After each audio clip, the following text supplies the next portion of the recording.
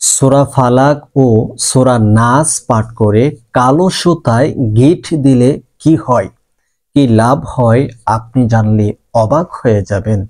আশ্চর্য ধরনের একটি উপকারী আমল। এই আমলটি যে কত উপকারে আসবে আপনি জানলে আশ্চর্য হয়ে যাবেন।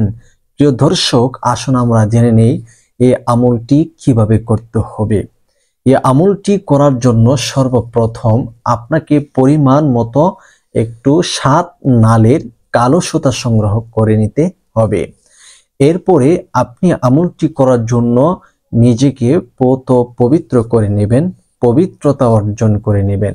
ভালোভাবে পাক সাফ হয়ে আমলটি করার জন্য পবিত্র বিছানাতে বসবেন, যে বিছানাটা থাকবে পবিত্র এবং স্বচ্ছ। যে রুমে বসবেন রুমটা যেন পরিষ্কার এবং ভালো থাকে। এরপরে আপনি এই বিছানাতে বসে সর্বপ্রথম 3 বার ইস্তেগফার আদায় করে নেবেন। আস্তাগফিরুল্লাহ রাব্বি মিন কুল্লি যামবি ওয়া আতুবু ইলাইহি। আস্তাগফিরুল্লাহ রাব্বি মিন কুল্লি যামবি ওয়া আতুবু ইলাইহি। আস্তাগফিরুল্লাহ রাব্বি মিন কুল্লি যামবি ওয়া আতুবু ইলাইহি। এরপরে আপনি নবীজি সাল্লাল্লাহু আলাইহি ওয়াসাল্লামের উপর দুরূদ শরীফ পড়ে নেবেন। আল্লাহুম্মা সাল্লি আলা মুহাম্মাদ ওয়া আলা আলি মুহাম্মাদ কামা সাল্লাইতা আলা ইব্রাহিম ওয়া আলা আলি ইব্রাহিম ইন্নাকা হামিদুম মাজিদ। আল্লাহুম্মা বারিক আলা মুহাম্মাদ وعلى آل محمد كما باركت على إبراهيم وعلى آل إبراهيم إنك حميد مجيد।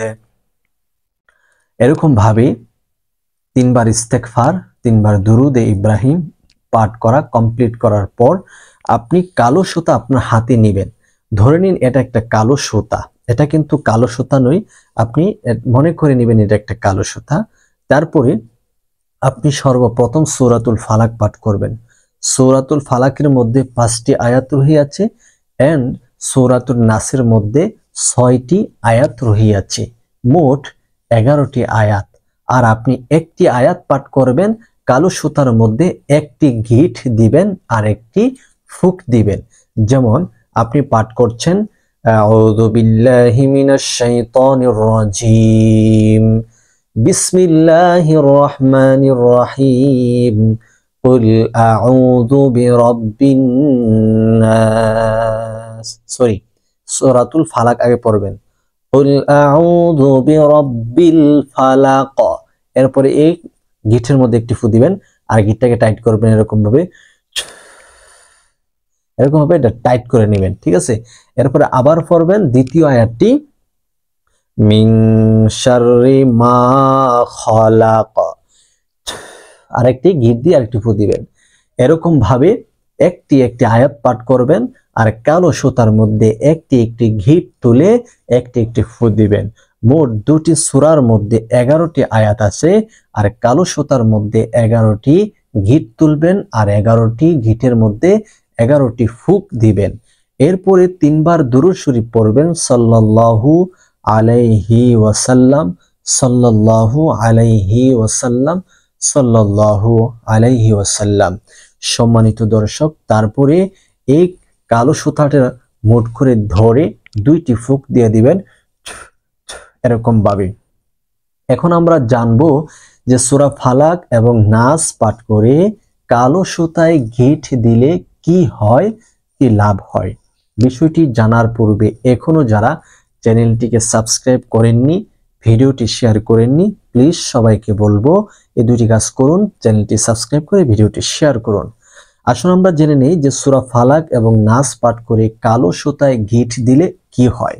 সম্মানিত দর্শক, এই কালো সুতা যদি পশুর গলায় দেওয়া হয় বেঁধে, তাহলে ওই পশু দুধ দিবে, ভালো পরিমাণের দুধ দিবে। বেশি করে দুধ দিবে এবং দুধ দিতে গিয়ে কোনো যন্ত্রণা, কোনো জ্বালি এরকম করবে না। অর্থাৎ অনেক গাভী আছে, অনেক ছাগলি আছে যে দুধ দিতে গেলে আপনার বিরক্ত করে, নাচানাচি করে, নাড়াচাড়া করে ইত্যাদি, কিন্তু এগুলো করবে না, প্লাস অনেক পরিমাণের দুধ দিবে। আর যদি মানুষের গলায় দেওয়া হয় তাহলে যাবতীয় বালা মুসিবত থেকে হেফাজতে থাকবে, সকল প্রকার জিন্নাতের আসর থেকে আল্লাহ তাআলা নিরাপদে রাখবে। অবশ্যই গুরুত্ব হয়েছে এবং খুবই কার্যকরী একটি ভিডিও।